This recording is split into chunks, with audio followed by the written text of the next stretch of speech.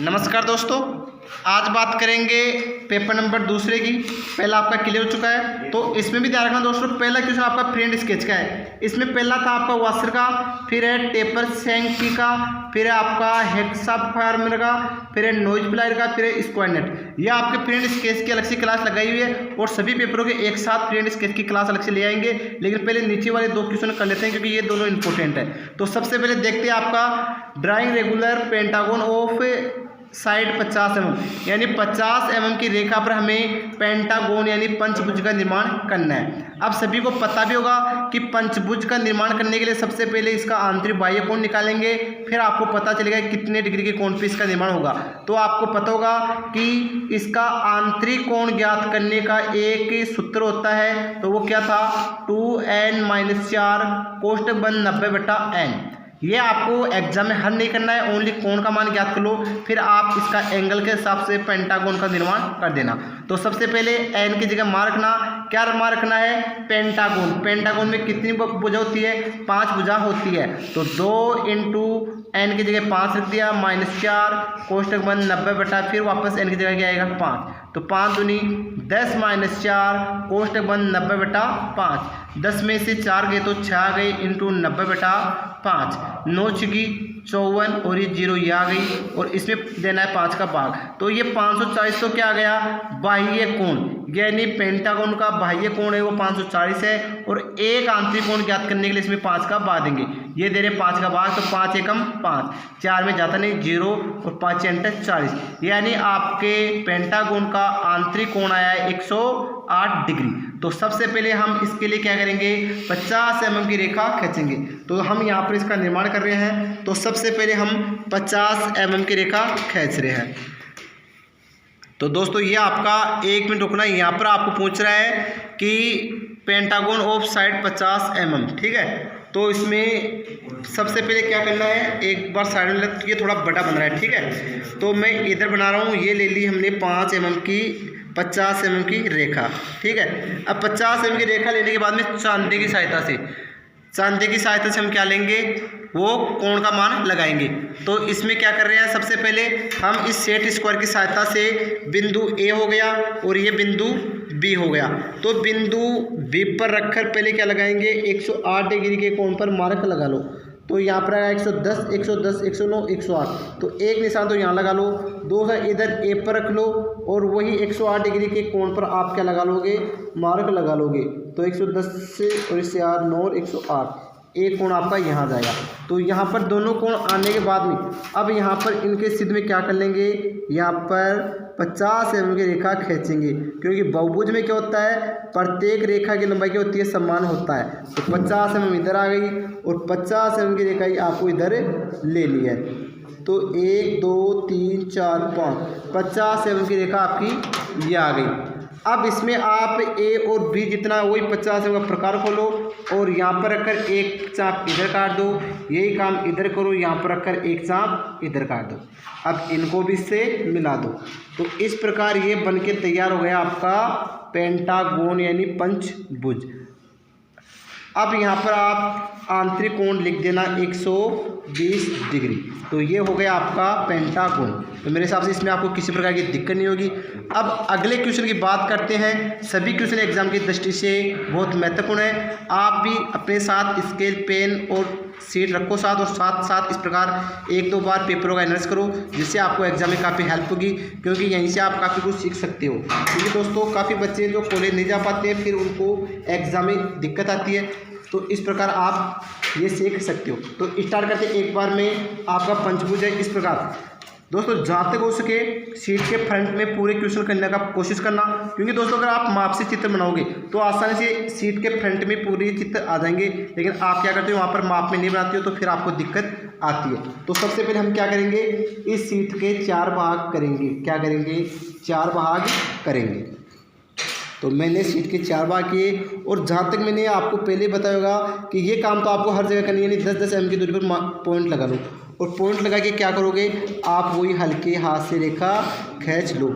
ये क्यों खींचते हैं, क्योंकि दोस्तों इससे क्या होता है कि आपके भाग बनाते उसमें किसी प्रकार की दिक्कत नहीं आती है। तो लगभग ये आपके फ्रंट साइड होते हैं, इनके बीच में जो स्पेस रहे वो समान रहे, और जो स्पेस रहेगा उससे आपको भी डायग्राम बनाने में आगे दिक्कत नहीं आती है। हो गया इतना काम। इतना काम होने के बाद अब आपको पता है कि फ्रंट वाला भाग कौन सा है। फ्रंट वाला भाग है ये, और साइड आपकी ये है, और हाइट आपकी ये है। तो फ्रंट की लंबाई कितनी है दोस्तों? फ्रंट की लंबाई है 35, साइड कितनी है 30, सॉरी साइड आपकी आएगी 30, और हाइट कितनी है वही 30, और साइड की लंबाई प्लान की चौड़ाई होती है। ये चीज़ आप याद रखना। तो ये आ गई 30। तो सबसे पहले कितनी हाइट है? हाइट है 30। तो अब आपको ध्यान रखना ये आपका फ्रंट लेफ्ट हैंड साइड है और साइड राइट हैंड साइड है। तो आपको लेफ्ट हैंड साइड इधर आ रहा है, तो आप वो इसकी हाइट लो सबसे पहले 30 mm। तो 30 mm की दूरी पर 1 2 3 30 mm की दूरी पर मार्क लगा लो इधर भी, और वही 30 mm की दूरी पर मार्क लगा लो इधर भी। सबसे पहले फ्रंट बना रहे हैं, तो फ्रंट की ये टोटल लंबाई कितनी है? फ्रंट की ये टोटल लंबाई है आपकी 35। तो ये आ गई आपकी फ्रंट की लंबाई 35। आगे हाइट कितनी है? हाइट है 30। तो ये आपकी आ गई 30 की हाइट। इधर ये हाइट भी कितनी आ रही है? 30। तो ये आ गई आपकी 30। इस प्रकार ये टोटल लंबाई कितनी है? आपकी 30। तो दोस्तों 1 मिनट, ये थोड़ा सा इधर बन गया, तो 1 मिनट रुकना दोस्तों, क्योंकि बीच वाली रेखा पर आ गया, साइड वाली रेखा पर आना था। तो 1 मिनट वापस से करते। इसमें ये लंबाई थी 30, तो हम वही ले रहे कितनी? 30। 1 2 3 30 ये आ गई। 30 की हाइट की ये वाली भुजा आपकी ये आ जाएगी। अब इधर वाली भुजा 30 की हाइट ये थी, तो 30 की हाइट ये आ गई। ये ऊपर वाली लंबाई कितनी थी? 35, जो आपकी 35 आपकी ये आ जाएगी। ठीक है। अब चलो साइड में। साइड में क्या करते हैं? साइड की लंबाई है 30, तो वही हाइट की 30 के हाइट के नीचे कितनी है? 30। तो ये 30 की लंबाई आपकी ये आ गई। इसके बाद इन दोनों सिरों पर कितनी हाइट है? 30 30। तो 30 की हाइट आपकी ये आ गई, और इधर भी 30 की हाइट आपकी ये आ जाएगी। इसके बाद देखो दोस्तों ऊपर ये स्पेस 10 का है, तो दोनों कोनों पर 10 इधर आ जाएगा, 10 आपका इधर आ जाएगा। तो आपका 10 का अंक इधर आ गया, और 10 सिरा आपका इधर ही आ गया। ठीक है। इसके बाद देखो दोस्तों बीच में इन टोटल लंबाई 30 है। 30 के बीच में आपका यहाँ पर, यानी लगभग आपका 30 कहाँ पर आ रहा? 10 इधर 10 इधर, बीच में 5 यहाँ पर, और इसमें भी आपका 10 mm की हाइट पर, यहाँ पर 10 mm की हाइट पर। इसको आप इससे मिला दो, और इस रेखा को आप इससे मिला दो। ठीक है। तो ये इतना काम हो गया। तो ये बन गया आपका साइड। अब दोस्तों इधर देखो, जब हम इधर से देखेंगे तो ये रेखा आपके अंदर जा रही है, तो ये दिखाई थोड़ी देगी, तो इसकी आएगी एदृश्य रेखा, किधर आएगी? साइड में। तो इसके बराबर आपकी एदृश्य रेखा ये आ गई। ठीक है। अब दोस्तों आपको पता है कि साइड की लंबाई प्लान की जरूरत है। साइड की लंबाई कितनी है आपकी? 30। तो 30/30 का बॉक्स बनाओ। किस पर? साइड के ऊपर, यानी आपका टेप पर बनेगा कितना? 30/30 का। तो 30 आपकी ये आ गई। 30 की हाइट आएगी दोस्तों, जो 30 की हाइट आपकी ये आ गई। 1 मिनट रुकना दोस्तों, ये लो 1 2 3 30 की हाइट ये आ गई, और 30 की लंबाई आपकी ये आ गई,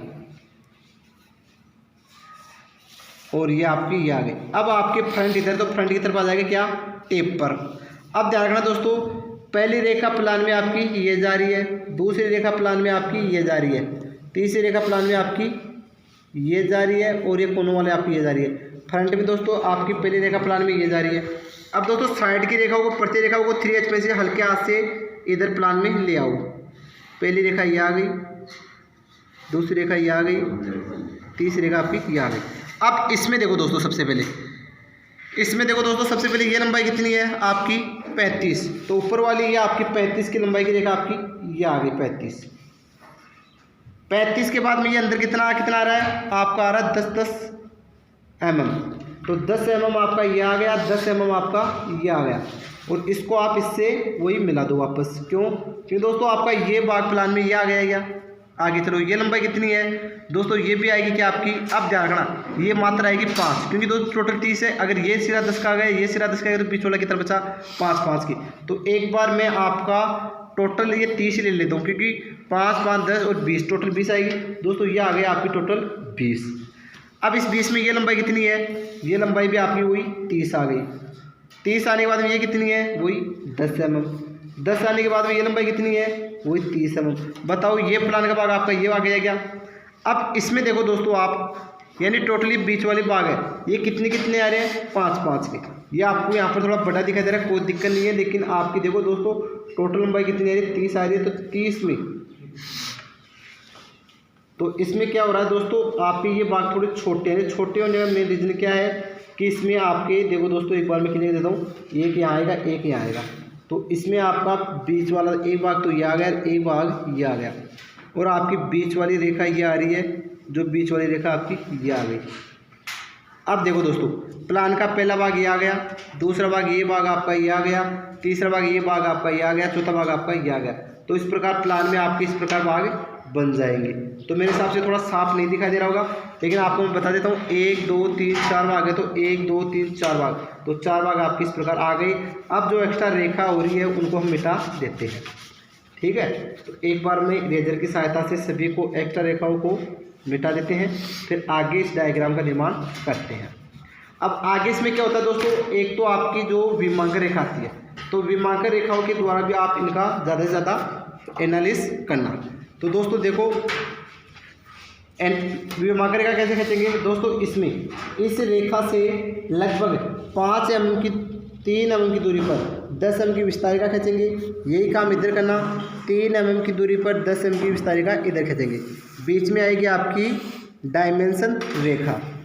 अब इसमें यहाँ पर रेखा की लंबाई है 35, तो यहाँ पर आपका 3:1 एरोड आएगा। तो 1 2 3, तो ये आ गया 3 इधर, और इधर भी आप क्या करोगे 1 2 3, तो 3 mm की दूरी पर ये पॉइंट लगा लिया।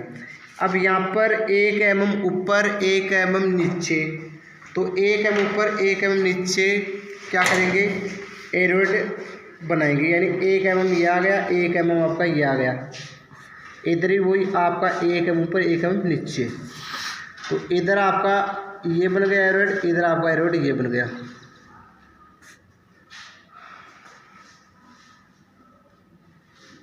यही काम आपको दोस्तों इधर करना है, वही 5 mm दूरी 10 mm की विस्तारिका, वही 5 mm दूरी पर 10 mm की विस्तारिका, और बीच में आपकी डायमेंशन रेखा, और यहाँ पर ही वही 3:1 की दूरी पर एरोड बना देंगे। लगभग आप 1 2 बार अभ्यास करोगे तो आपके हाथ में वैसे ही बार बार अभ्यास करने पर ही एकदम सही बनने लग जाते हैं। हाइट में आपको लेना है इसका प्रतीक चिन्ह, तो प्रतीक चिन्ह मैंने पहले बताया था कि आपको पहले इधर आपको 1 2 3 सेमी की रेखा खींचनी है, फिर अपनी सुविधा के अनुसार वो पहले सेंटर रेखा खींचो। सेंटर रेखा खींचने के बाद में 10 mm की इधर की रेखा खींचनी है। 10 mm की रेखा खींच के आप इसको तो इससे मिला दो, और इस रेखा को आप इससे मिला दो। यानी ये 1 सेमी की 3 सेमी की स्पेस आपको 3 या 4 कितना देना है, उतना अपनी सुविधा के अनुसार दे लेना।